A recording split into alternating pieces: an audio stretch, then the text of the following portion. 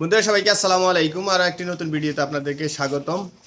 তো বিভিন্ন জায়গায় ঠান্ডার পরিস্থিতি এখন খুবই ভয়াবহ, কারণ প্রায় সব জায়গাতেই মানে উত্তরবঙ্গের দিকে সবচেয়ে বেশি ঠান্ডা আর কি। তো আমাদের এদিকে মোটামুটি এখন পর্যন্ত দেখছি আর কি প্রায় সর্বনিম্ন 14 ডিগ্রি হয়েছে।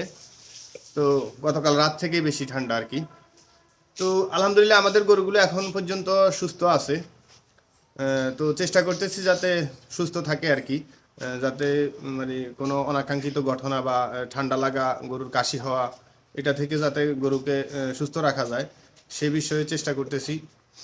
তো আপনার গরুগুলোকে কিভাবে সুস্থ রাখবেন সে বিষয়ে একটু ধারণা দেওয়ার চেষ্টা করব। সাধারণত আমরা ফ্লোর ম্যাট, যেটা অবশ্যই যাতে গরুর বুক বা মানে শরীরটা যাতে শোয়ার পরে একদম খালি, মানে যে ফ্লোরে না পড়ে ওইভাবে ব্যবস্থা করতে হবে। তো সবগুলো গরুর মানে ফ্লোরেই আপনি ম্যাট দিয়ে দিতে হবে, বা যেটাকে বলে যে ফ্লোর ম্যাট আর কি, যেটা আমরা গরুর পায়ের নিচে সাধারণত দিয়ে থাকি। আর সেটা হচ্ছে, আরেকটা হচ্ছে যে গরু এখন আপাতত মানে একেবারে যদি রোদ না উঠে কিছুদিন গরু গোসল না করা হলেও চলবে, কোনো সমস্যা নাই। আর চেষ্টা করবেন যাতে গরুগুলো মানে পায়খানা করার সাথে সাথে মানে গোবরটা উঠে নিতে আর কি। কারণ হয় কি, যদি আপনার গোবরটা পাড়ায় মেঝেতে যদি একবারে মানে লেটকায় ফেলে আর কি, সেক্ষেত্রে হয় যে আপনার ওই গরু যখন শোবে তখন হয়তো গরুর শরীরে লেগে যাবে আর কি।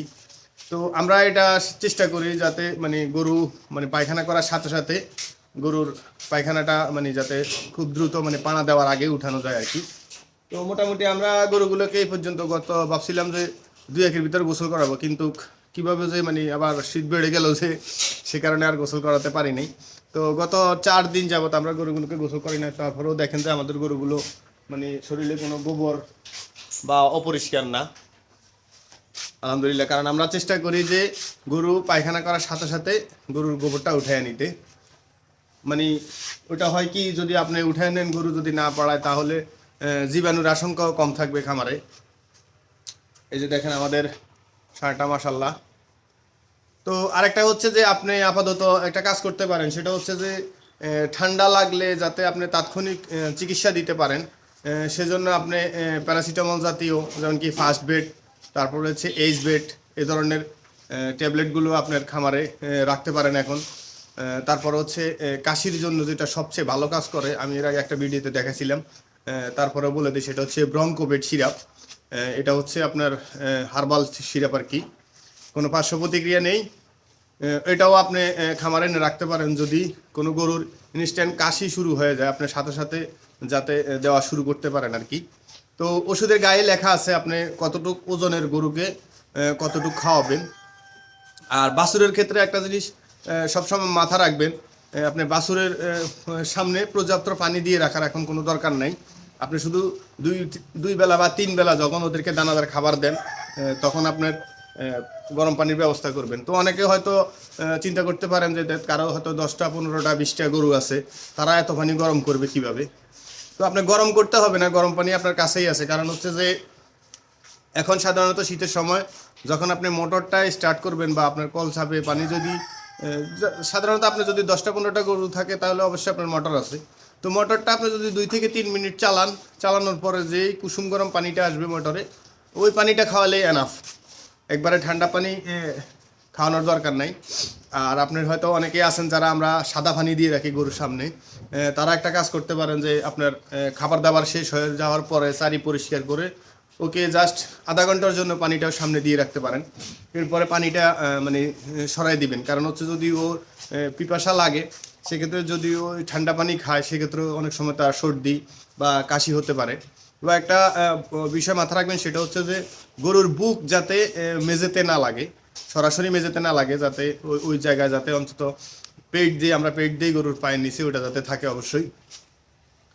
আর বাছুরকে আপাতত ই করবেন যাতে মানে মেজে বাছুরের যাতে যেখানে বাছুর শোয় বা থাকে ওখানে যাতে মানে শুষ্ক, সবসময় শুকনো রাখার ব্যবস্থা করবেন। আর হচ্ছে গোবর যাতে পাড়া না দেয়, গোবর পায়খানা করার সাথে সাথে সরানোর চেষ্টা করবেন। আর হচ্ছে ওটা মানে মানে যতটুক পরিষ্কার বা শুকনো রাখা যায় বাছুরের জায়গাটা, কারণ বড় গরুর চেয়ে বাছুরের ঠান্ডা লাগে খুব দ্রুত। আর হচ্ছে বড় গরু অনেক সময় ঠান্ডা সহ্য করতে পারলেও বাছুরের ক্ষেত্রে সেটা অনেক সময় নিউমোনিয়া বা অন্যান্য সমস্যা হয়ে যেতে পারে আর কি। তো বাছুরের প্রতি যত্নশীল হবেন সবচেয়ে বেশি।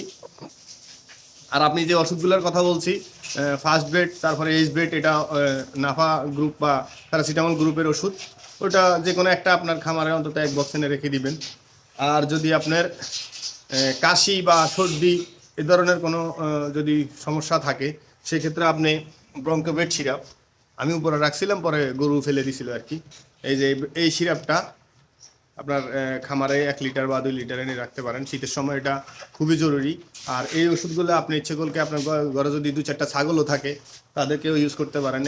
এই ওষুধটা আমি সবচেয়ে মানে ভালো উপকার পাইছি ঠান্ডা কাশি সর্দির জন্য আর কি। তো আশা করি বিষয়টা বুঝতে পারছেন।